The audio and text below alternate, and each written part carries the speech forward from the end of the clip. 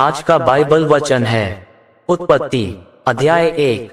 जैसा लिखा है, आदि में परमेश्वर ने आकाश और पृथ्वी की सृष्टि की, और पृथ्वी बेडौल और सुनसान पड़ी थी, और गहरे जल के ऊपर अंधियारा था, तथा परमेश्वर का आत्मा जल के ऊपर मंडलाता था। तब परमेश्वर ने कहा, उजियाला हो, तो उजियाला हो गया। और परमेश्वर ने उजियाले को देखा कि अच्छा है, और परमेश्वर ने उजियाले को अंधियारे से अलग किया। और परमेश्वर ने उजियाले को दिन और अंधियारे को रात कहा, तथा सांझ हुई फिर भोर हुआ। इस प्रकार पहला दिन हो गया। फिर परमेश्वर ने कहा, जल के बीच एक ऐसा अंतर हो कि जल दो भाग हो जाए। तब परमेश्वर ने एक अंतर करके उसके नीचे के जल और उसके ऊपर के जल को अलग अलग किया, और वैसा ही हो गया। और परमेश्वर ने उस अंतर को आकाश कहा, तथा सांझ हुई फिर भोर हुआ। इस प्रकार दूसरा दिन हो गया। फिर परमेश्वर ने कहा, आकाश के नीचे का जल एक स्थान में इकट्ठा हो जाए और सूखी भूमि दिखाई दे, और वैसा ही हो गया। और परमेश्वर ने सूखी भूमि को पृथ्वी कहा, तथा जो जल इकट्ठा हुआ उसको उसने समुद्र कहा। और परमेश्वर ने देखा कि अच्छा है। फिर परमेश्वर ने कहा, पृथ्वी से हरी घास तथा बीज वाले छोटे छोटे पेड़ और फलदायी वृक्ष भी, जिनके बीज उन्हीं में एक एक की जाति के अनुसार होते हैं, पृथ्वी पर उगे, और वैसा ही हो गया। तो पृथ्वी से हरी घास और छोटे छोटे पेड़ जिनमें अपनी अपनी जाति के अनुसार बीज होता है, और फलदायी वृक्ष जिनके बीज एक एक की जाति के अनुसार उन्हीं में होते हैं, उगे। और परमेश्वर ने देखा कि अच्छा है। तथा सांझ हुई फिर भोर हुआ। इस प्रकार तीसरा दिन हो गया। फिर परमेश्वर ने कहा, दिन को रात से अलग करने के लिए आकाश के अंतर में ज्योतियां हों, और वे चिन्हों और नियत समयों और दिनों और वर्षों के कारण हों।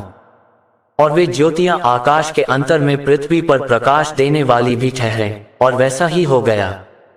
तब परमेश्वर ने दो बड़ी ज्योतियां बनाई, उनमें से बड़ी ज्योति को दिन पर प्रभुता करने के लिए, और छोटी ज्योति को रात पर प्रभुता करने के लिए बनाया, और तारागण को भी बनाया। परमेश्वर ने उनको आकाश के अंतर में इसलिए रखा कि वे पृथ्वी पर प्रकाश दें, तथा दिन और रात पर प्रभुता करें, और उजियाले को अंधियारे से अलग करें। और परमेश्वर ने देखा कि अच्छा है। तथा सांझ हुई फिर भोर हुआ। इस प्रकार चौथा दिन हो गया। फिर परमेश्वर ने कहा, जल जीवित प्राणियों से बहुत ही भर जाए, और पक्षी पृथ्वी के ऊपर आकाश के अंतर में उड़ें। इसलिए परमेश्वर ने जाति जाति के बड़े बड़े जल जंतुओं की और उन सब जीवित प्राणियों की भी सृष्टि की जो चलते फिरते हैं, जिनसे जल बहुत ही भर गया, और एक एक जाति के उड़ने वाले पक्षियों की भी सृष्टि की। और परमेश्वर ने देखा कि अच्छा है। और परमेश्वर ने ये कह के उनको आशीष दी कि फूलो फलो और समुद्र के जल में भर जाओ, और पक्षी पृथ्वी पर बढ़ें। तथा सांझ हुई फिर भोर हुआ।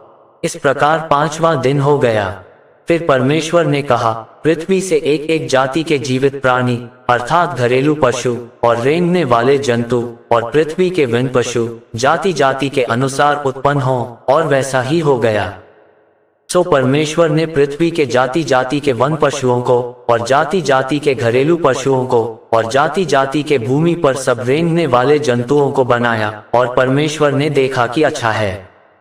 फिर परमेश्वर ने कहा, हम मनुष्य को अपने स्वरूप के अनुसार अपनी समानता में बनाएं, और वे समुद्र की मछलियों और आकाश के पक्षियों और घरेलू पशुओं और सारी पृथ्वी पर और सब रेंगने वाले जंतुओं पर जो पृथ्वी पर रेंगते हैं अधिकार रखें। तब परमेश्वर ने मनुष्य को अपने स्वरूप के अनुसार उत्पन्न किया, अपने ही स्वरूप के अनुसार परमेश्वर ने उसको उत्पन्न किया, नर और नारी करके उसने मनुष्यों की सृष्टि की। और परमेश्वर ने उनको आशीष दी, और उनसे कहा, फूलो फलो और पृथ्वी में भर जाओ, और उसको अपने वश में कर लो, और समुद्र की मछलियों तथा आकाश के पक्षियों और पृथ्वी पर रेंगने वाले सब जंतुओं पर अधिकार रखो। फिर परमेश्वर ने उनसे कहा, सुनो, जितने बीज वाले छोटे छोटे पेड़ सारी पृथ्वी के ऊपर हैं, और जितने वृक्षों में बीज वाले फल होते हैं, वे सब मैंने तुमको दिए हैं, वे तुम्हारे भोजन के लिए हैं। और जितने पृथ्वी के पशु और आकाश के पक्षी और पृथ्वी पर रेंगने वाले जंतु हैं, जिनमें जीवन के प्राण हैं, उन सब के खाने के लिए मैंने सब हरे हरे छोटे पेड़ दिए हैं। और वैसा ही हो गया। तब परमेश्वर ने जो कुछ बनाया था सबको देखा, तो क्या देखा कि वह बहुत ही अच्छा है। तथा सांझ हुई फिर भोर हुआ।